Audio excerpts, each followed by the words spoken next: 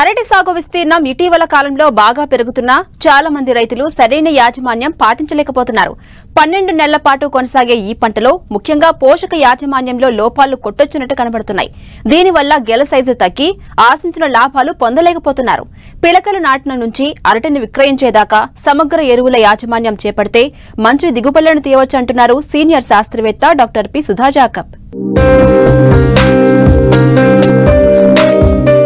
అరటి తోటల సాగులో మొదటి 5 నెలల్లో చేపట్టే యాజమాన్య పద్ధతులే పంట ఎదుగుదలలో ప్రధాన పాత్ర పోషిస్తాయి. సమతుల్య సమగ్ర ఎరువుల యాజమాన్యం చేపడితేనే మంచి దిగుబడులు వస్తాయి. ఆరోగ్యంగా పెరిగిన చెట్లు అధిక బరువున్న గెలల దిగుబడికి దోహదపడతాయి. ముఖ్యంగా తొలి 5 నెలల్లో మొక్కలకు నిర్దేశించిన పోషకాలను సమయానుకూలంగా ఇవ్వాల్సి ఉంటుంది. ఎందుకంటే పంట 140 నుంచి 150 రోజుల సమయంలో గెలకు సంబంధించి గర్భం వచ్చే అవకాశముంటుంది. గెల తయారయ్యే సమయంలో ఎన్ని హస్తాలు వస్తాయి, ఒక్కో హస్తంలో ఎన్ని కాయలు ఉంటాయనే విషయం నిర్ధారణ అవుతుంది. అందుకోసం ముందుగా ఎలాంటి ఎరువులు వేయాలి, డ్రిప్ ఎరువులు ఏవి వాడాలి, పైపాటుగా ఏమి వేయాలనే విషయం తెలుసుకుని సమతుల్య ఎరువులు వాడాలి. సాధారణంగా రైతులు ఎకరా పొలానికి లెక్కగట్టి ఎరువులను అందిస్తూ ఉంటారు. ఇది సరైన పద్ధతి కాదు. అరటి సాగులో ప్రతి మొక్కకు సిఫారసు చేసిన ఎరువును ఎంచుకున్న రకం, సాగు చేస్తున్న నేలను అనుసరించి అందించాల్సి ఉంటుంది అంటారు ఘంటసాల కృషి విజ్ఞాన కేంద్రం సీనియర్ శాస్త్రవేత్త డాక్టర్ పి. సుధా జాకబ్. ఎరువుల యాజమాన్యంలో ప్రధానంగా మనం గుంటలోనే సింగిల్ సూపర్ ఫాస్ఫేట్ ఎరువుని 300 గ్రాములు ప్రతి గుంటలో వేసుకోవాల్సినటువంటి అవసరం ఉంటుంది. తర్వాత దశలో నత్రజని, పొటాషికి సంబంధించినటువంటి ఎరువుల్ని క్రమం తప్పకుండా వేయాల్సినటువంటి అవసరం ఉంటుంది. ఈ దీర్ఘకాలిక రకాలైతే దాదాపు 45 రోజులకు ఒకసారి ప్రతి మొక్కకి 50 గ్రాములు నత్రజని ఇచ్చేటువంటి ఎరువుని, 50 గ్రాములు పొటాష్ ఇచ్చేటువంటి ఎరువుని వేసుకున్నట్టయితే సరిపోతుంది. అదే మనకి స్వల్పకాలిక రకాల్లో కూడా దాదాపు 4 దఫాలు 5 దఫాలుగా ఎరువులు వేసుకోవాల్సినటువంటి అవసరం ఉంటుంది. అంటే ప్రతి మొక్కకి సారవంతమైనటువంటి నేలలు అయితే ప్రతి మొక్కకి 200 గ్రాములు నత్రజని ఇచ్చేటువంటి ఎరువులు, 200 గ్రాములు పొటాష్ ఇచ్చేటువంటి ఎరువులు వేసుకోవాలి. అదే కొంచెం సారం తక్కువ ఉన్నటువంటి భూముల్లో 300 గ్రాముల నత్రజని, 300 గ్రాముల పొటాష్ ఇచ్చేటువంటి ఎరువుల్ని 5 నుంచి 6 దఫాలుగా వేసుకోవాలి. 35 రోజుల వ్యవధిలో కానీ 30 రోజుల వ్యవధిలో కానీ వేసుకోవాల్సినటువంటి అవసరం ఉంటుంది. దీర్ఘకాలిక రకాల్లో దాదాపు 180 రోజుల వరకు ఎరువులు వేసుకోవచ్చు. అదే స్వల్పకాలిక రకాల్లో అయితే 150 నుంచి 160 రోజుల లోపే వేయాల్సినటువంటి ఎరువులన్నింటిని కూడా వేసుకోవాలి. టిష్యూ కల్చర్ అరటి మొక్కల పెంపకం చేపట్టినప్పుడు ఎరువుల యాజమాన్యంలో కొన్ని మెళకువలు పాటించాలి. ముఖ్యంగా అరటి మొక్కలు నాటినప్పుడు మొదటి దశలో ఎరువుల అవసరం తక్కువగా ఉంటుంది. మొక్కలు పెరిగే కొద్దీ ఎరువుల మోతాదును పెంచుకోవాలి. ఎక్కువ దఫాల్లో సిఫారసు చేసిన ఎరువులను ఇవ్వాల్సిన అవసరం ఉంటుంది. 15 రోజులకి, 30 రోజులకి, 40 రోజులకి ఒకసారి ఈ సిఫార్సు చేసినటువంటి నత్రజని ఎరువు అయితే ఒక 30-32 గ్రాములు ప్రతి మొక్కకి వేసుకోవాల్సిన అవసరం ఉంటుంది. అదే పొటాష్ ఎరువు అయితే దాదాపు ఒక 25 గ్రాములు ప్రతి మొక్క వేసుకోవాల్సినటువంటి అవసరం ఉంటుంది. తర్వాత 60 రోజుల తర్వాత 20 రోజులకు ఒకసారి 40-45 గ్రాములు నత్రజనిని, 30-35 గ్రాముల పొటాష్ని ప్రతి మొక్కకి 20 రోజులకి, 80 రోజులకి, 100 రోజులకి వేసుకోవాల్సిన అవసరం ఉంటుంది.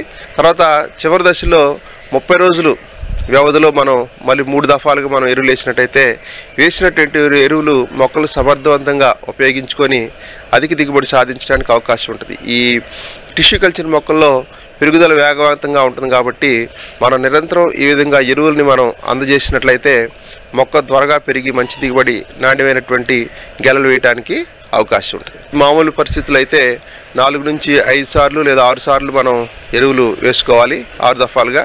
అదే టిష్యూ కల్చర్ పిలకల్లో అయితే 8 నుంచి 9 దఫాలుగా వేసుకోవాల్సినటువంటి అవసరత ఉంటుందన్నమాట. ఈ ప్రధానమైనటువంటి భాస్వరం, నత్రజని, పొటాష్లే కాకుండా అరటి సాగుకు సూక్ష్మ పోషకాల యొక్క ఆవశ్యకత కూడా ఉంటుందన్నమాట.